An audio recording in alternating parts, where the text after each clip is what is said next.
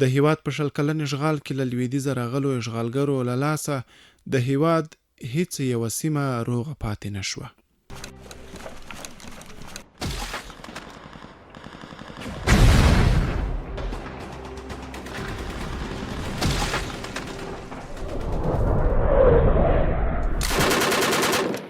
د همدې 100 کلن اشغال نیواګر دومره داړه ول چې له ویرې او وحشت یې خلکو په وهم کې د ژوند شیبې تیرولې.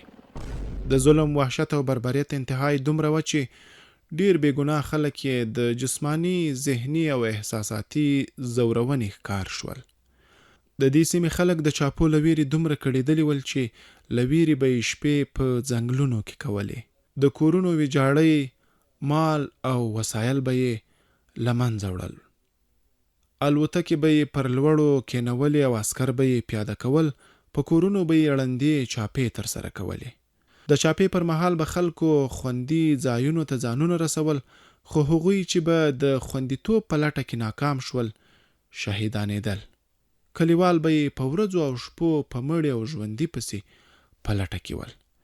پیښې که څه هم کلونه وړاندې شوې، خو د ټپیانو کریکې او د شهیدانو سلګۍ یې لا له سترګو نه دي وتلي. له چاپو زیانمن شوي خلک له ترخو کیسو دومره ستړي شوي چې د پیښو ځایونو ته ورتګ لا نشي زغملی. د یرغلګرو د شپنیو چاپو په ترڅ کې د پکتیا جانخیلو ولسوالۍ تنګي احمد خان کلي خلک زیانمن شول.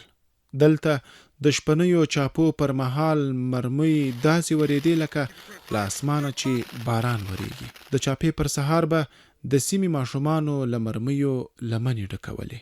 د دې سیمې رنګیزه او غرنیزه ښکلا د باروتو په تورو لوګیو کې لو لپه شوه.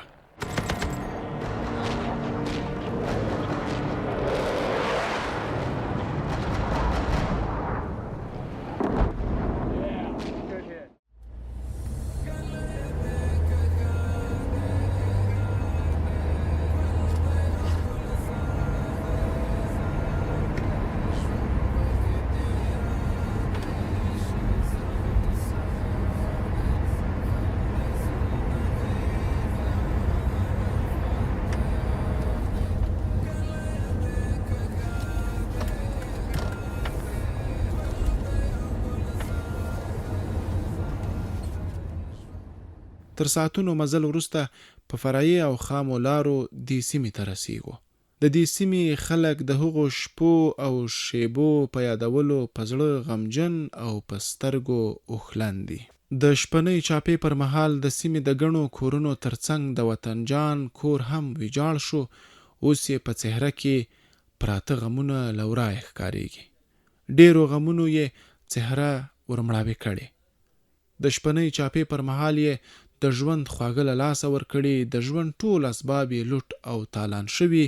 کور یې پر بمونو الوزول شوی. د کور پاتې شونې یې په لوړو او ژورو کې پراته دي چې اوس یې د رغولو او جوړولو توان هم نه لري.